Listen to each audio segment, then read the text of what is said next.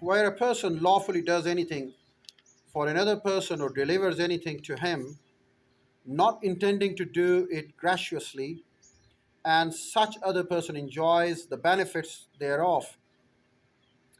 The latter is bound to make compensation to the former in respect of or to restore the thing so done or delivered. A non gratuitous act means an act which is not done free. The person who does some non gratuitous act for another can recover the compensation for such acts. The following points must be noted. The person has lawfully done or delivered something to the other person. It is done by a person who is not entrusted to act graciously. The other person has enjoyed the benefits of goods or services. Finder of goods. A person who finds goods belonging to another person takes them to in his own custody and is subject to the same responsibility as a bailee. Duties of the finder of goods.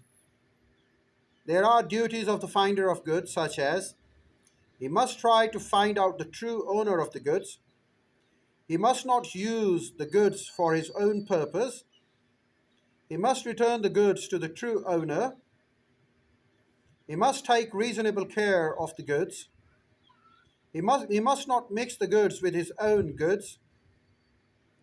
Rights of the finder of goods.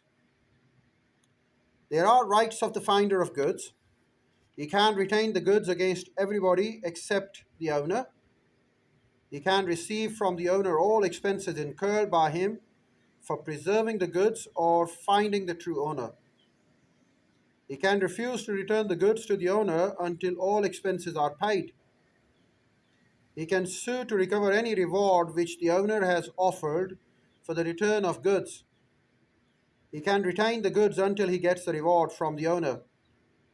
He can sue for the recovery of damages if anyone deprives him of the possession of the goods. He can sell the goods in following situation: when goods are perishable, when charges of the finder becomes two-thirds of its value, when owner is found but refuses to pay the charges, when owner cannot be found out with reasonable diligence. Mistake or coercion. A person to whom money is paid or anything delivered by mistake or under a coercion must repay or return it to the person who paid it by a mistake or under a coercion. If a person by mistake or under a coercion pays money or delivers goods to another person, the person making the payment or delivering the goods can recover it. Well, this is how we complete this stage. And now we'll move to the next stage. That's what we call performance of contract. Well, we'll talk about the performance of the contract when there is a single promise, and then we'll talk about the demand of promise performance. We'll talk about the legal representation. We'll talk about the promise C. We'll talk about the third party. We'll talk about the performance of contract. We'll talk about the promisor. We'll talk about the agent. We'll talk about the legal representatives. We'll talk about the third person, and we'll take into the consideration various examples to make it sensible and justified to the listeners.